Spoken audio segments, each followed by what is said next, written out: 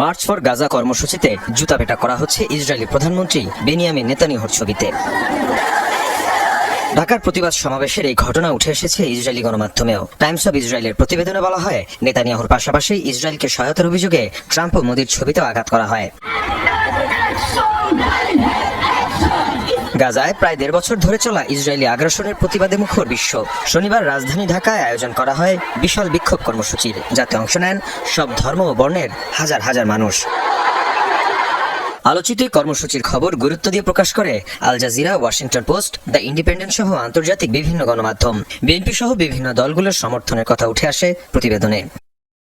এর পাশাপাশি আরব নিউজ সহ মধ্যপ্রাচ্যের বিভিন্ন গণমাধ্যমে উঠে আসে বাংলাদেশের মার্চ ফর কর্মসূচির সংবাদ। প্রতিবেদনে ফিলিস্তিনের ফিলিস্তিনের পক্ষে বাংলাদেশের সবচেয়ে বড় কর্মসূচি আখ্যা দেওয়া হয়। এছাড়াও এপি এবং আনাদলুর মতো সংবাদ সংস্থাগুলো গুরুত্বের সাথে প্রচার করে মার্চ ফর গাজা কর্মসূচির বিভিন্ন তথ্য এবং ভিডিও।